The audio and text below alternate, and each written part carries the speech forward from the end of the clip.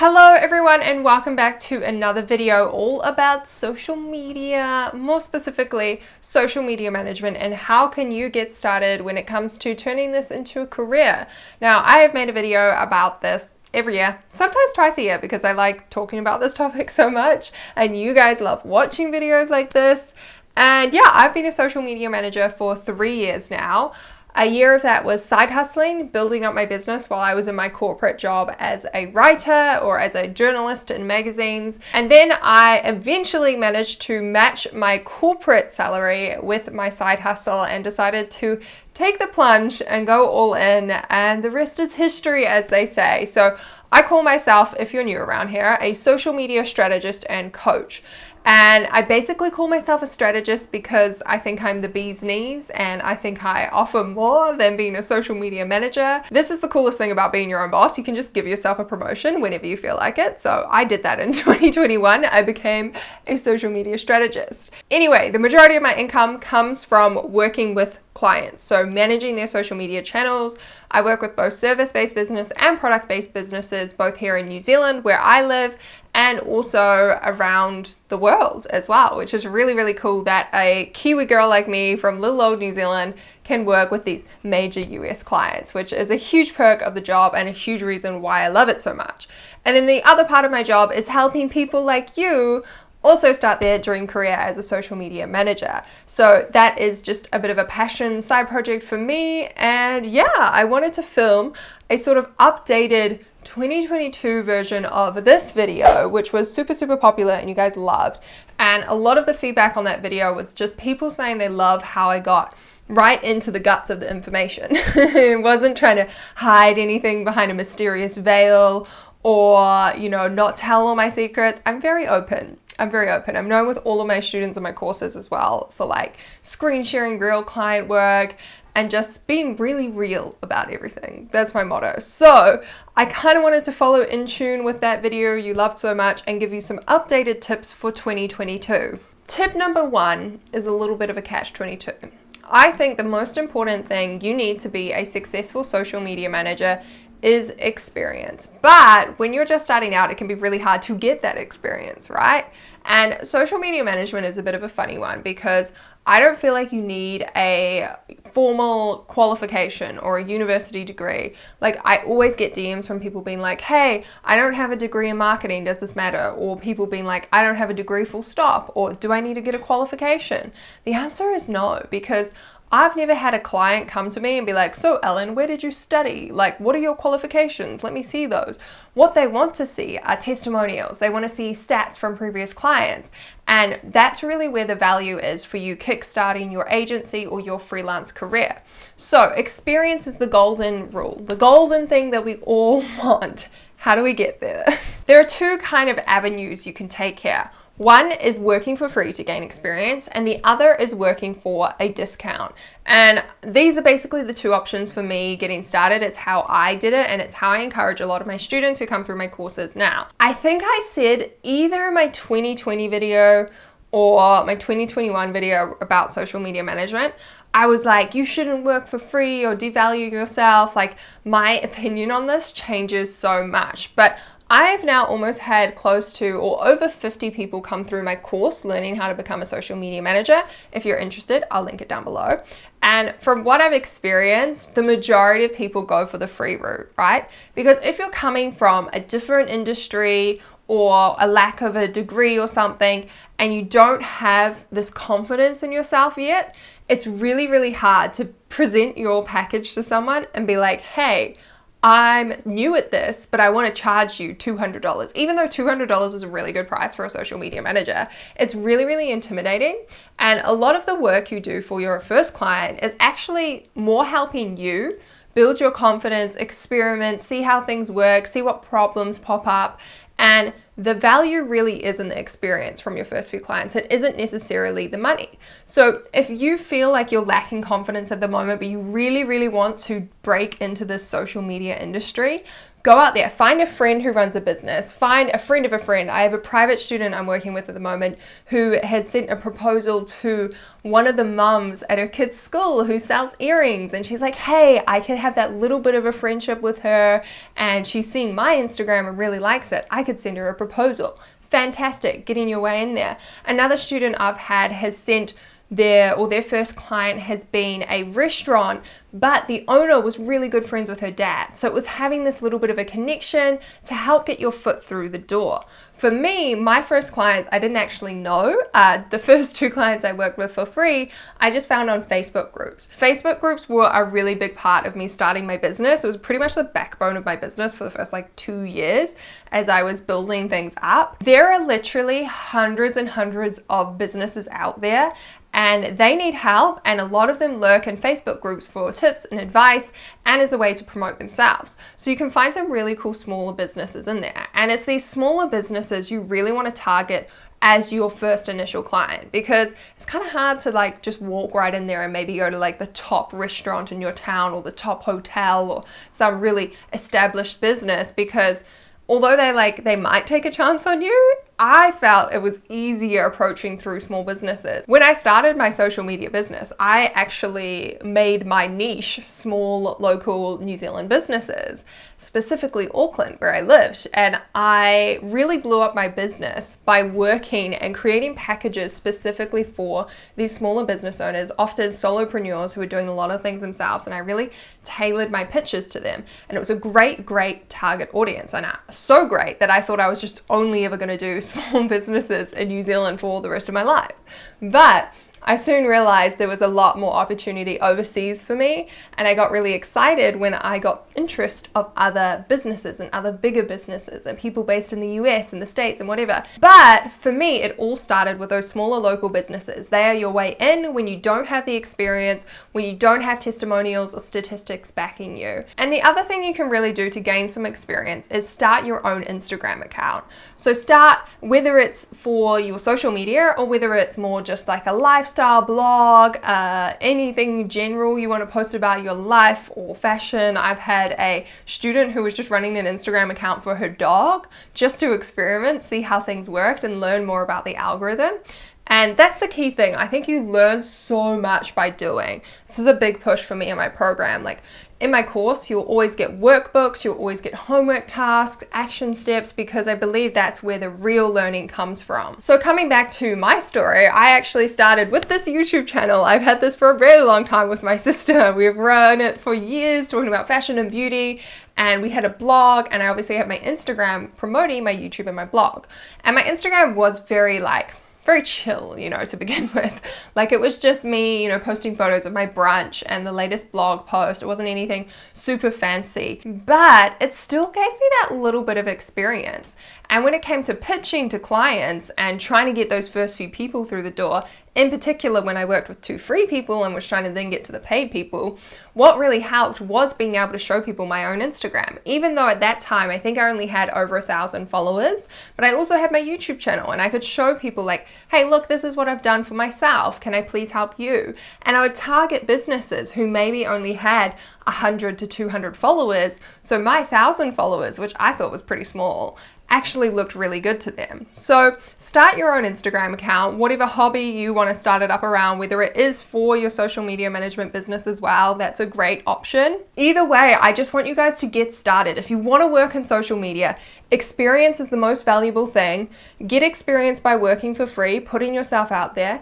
Or start your own Instagram account and use that to show your growth potential, your work, maybe post some of your own reels, and then you can send screenshots of those stats with your proposals to these businesses and be like, hey, I want to work with you. I'm just starting out, but I'm super keen. This is what I've done with my own Instagram account in the last 3 weeks. Let's work together. My next tip is really around packages and services and what you can offer as a social media manager, because I know this is super overwhelming when you first get started. Should I do Pinterest? Should I do Instagram? Should I do Facebook? Should I do LinkedIn? Should I do blog posts? Should I do email newsletters? There's so many things. And I've probably forgotten a dozen. TikTok, another one. So many platforms, so many different things you could be helping with. It's overwhelming where to start. So for me, when you are working for free with those clients, or when you're starting your own Instagram account and just experimenting and learning, you really are figuring out what it is that you love to do. Now, this is my key thing, my key secret to success with social media. And when it comes to choosing a niche for your agency or for your freelance business, follow what you love. This is one of the advantages of being your own boss. You get to decide what kind of clients you work with. You get to decide what kind of platforms, what kind of work you're producing. It all comes down to you, my friend. You're the boss. You make the decisions here. I really want you to embrace that attitude. So for me, I worked with a few different clients on different platforms. I tried out Facebook ads.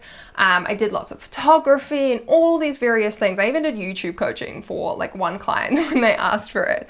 And from there, it really helped me figure out what I wanted to do, what excited me. I figured out I really don't like Facebook ads and all the paid ad strategy. I found it boring. It wasn't creative enough for me. I also figured out I really didn't like Facebook. When I started, TikTok wasn't a thing. And YouTube, I found a harder sell to people. And it was also a lot of work for me to do. And I felt like I really needed to charge high to be like editing someone's YouTube video. And it was hard to get people interested in that. Instagram, however, I could create content faster, therefore package it up and sell it at a lower rate. And it got me excited. I loved Instagram. I loved doing the photography, creating graphics, stories, all of that good stuff. So that was when I decided to niche down and become the Instagram guru working with local businesses in Auckland. After working with a few different random businesses, I had like fashion and beauty clients. I had people who sold candles. I had jewelry brands. I had kids fashion brands. I had a dog food brand. I've even worked with a garage door company. Like I've worked with a lot of businesses. I decided I really wanted to niche down and work with fashion and beauty businesses. In my previous videos, I've talked a lot about the power of a niche, becoming a specialist, and really honing in on that niche and taking in clients in that zone to help propel your business further and to also help you charge more, because when you're a specialist, you can charge more. My favorite example I use from my coach, Vanessa Lau, all the time is brain surgeons get paid way more than a general practitioner at, your local doctor, because they have that next level of expertise. Think of your niche like that. If you have this niche, you are a specialist in working in Instagram with small businesses in the fashion and beauty niche, you're that much more attractive to your ideal client rather than a generalist social media who does everything under the sun. But in saying that, this is kind of like, this was the second phase for me in starting my side hustle and my business. You don't necessarily have to have your niche completely nailed down in the first 6 to 12 months of your business. You can be experimenting. You can be trying new different clients. Like for me, I started working with coaches and realized I actually really loved working with service-based businesses. And that wasn't originally in my plan. And I think it's important people don't get too wound up about their niche and just focusing on their niche and forgetting what else is out there. And again, coming back to point number 1, what is the most important thing when you're getting started as a social media manager, I should say? Experience. Experience is the most important thing. So if you get too caught up in your niche and you're like, I'm going to turn down this person who's inquired with me because they don't fit in my niche, you're turning down some really valuable experience. So this is why I kind of rebel against some other social media managers' advice around niching and how you should always niche.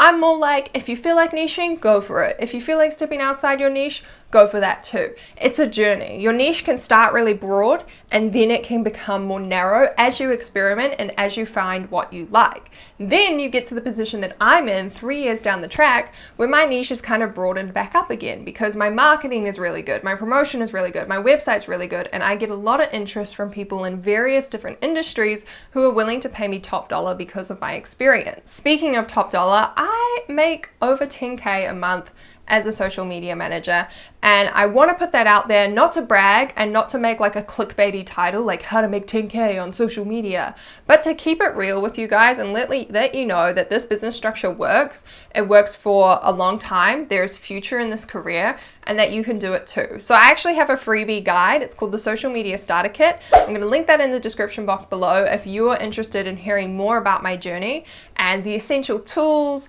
books, all of the stuff that I use to get where I am today. It's in a fun little PDF. And if you're interested in going further, I also have a masterclass, which only costs you $10. So it's a great investment. My final tip for this video is a really important one, and is kind of essential in what helped me scale to be able to quit my job, and what's helped me scale to really big income and lots of clients and being able to hire team members and outsource now. And that is promoting yourself and networking. So let me divide this into two parts. Networking was where it began for me, right?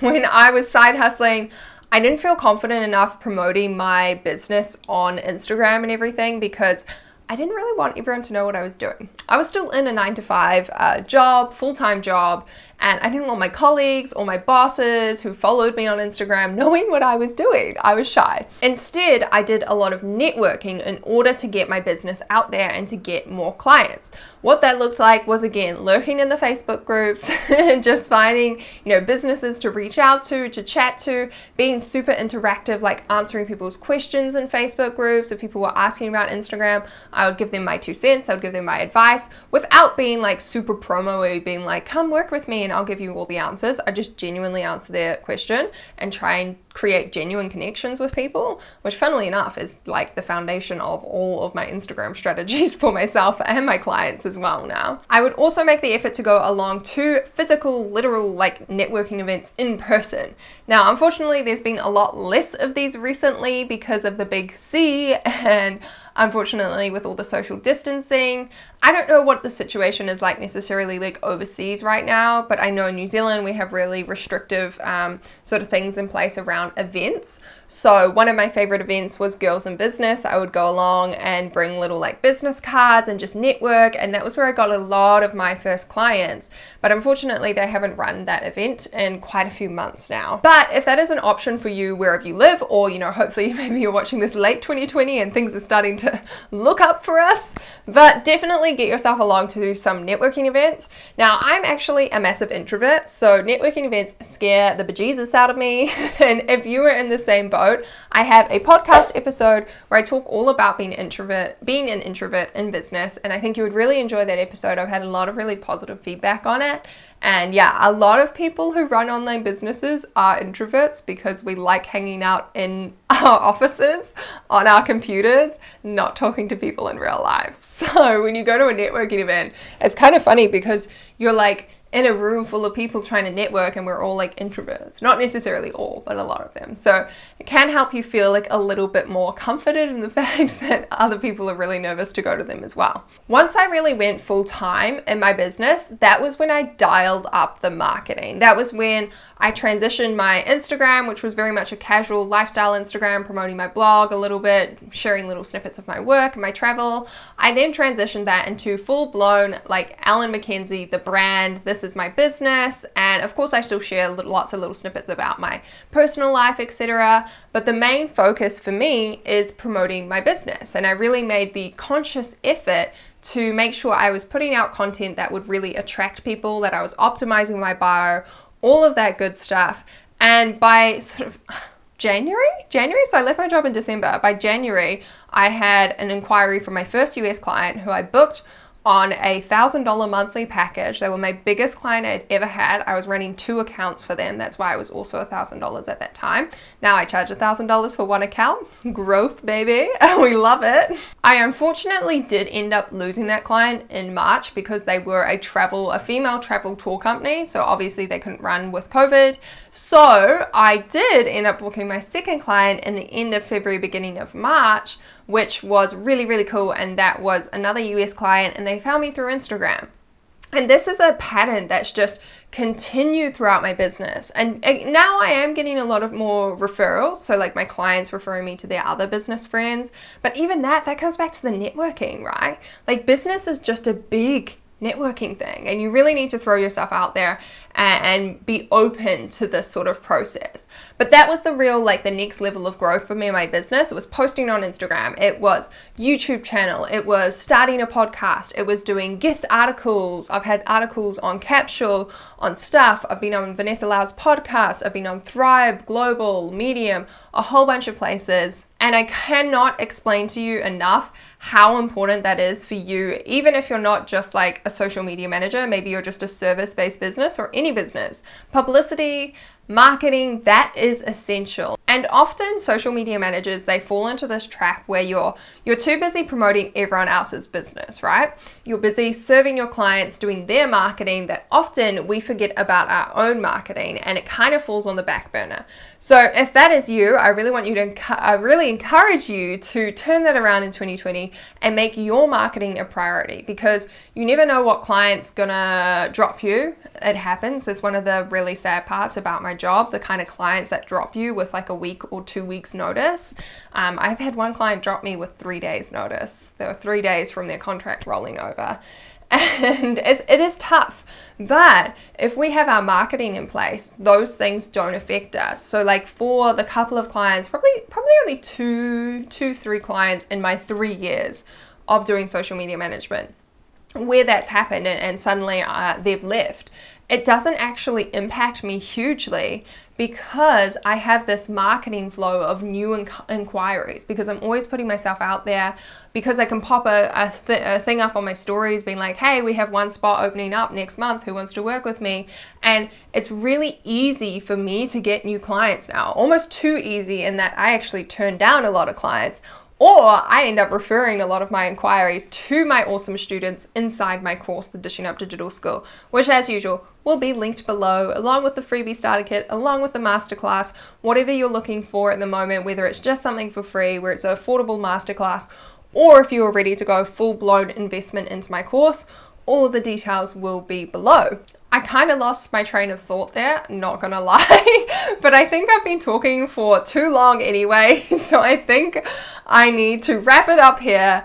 Let me know if you guys would love to see a 2022 Social Media Manager Q&A. If you would, leave your comments or leave your questions in the comment section below, because that's what I did last year. I just came back to the video I posted in like January and went through and answered all of your questions on video. So let me know if you'd be keen to see another one of those. Hopefully these tips helped you start on your way to becoming a social media manager. Make sure you're following me on Instagram for more info, freebies, updates, and yeah, I will see you around the internet. Bye guys.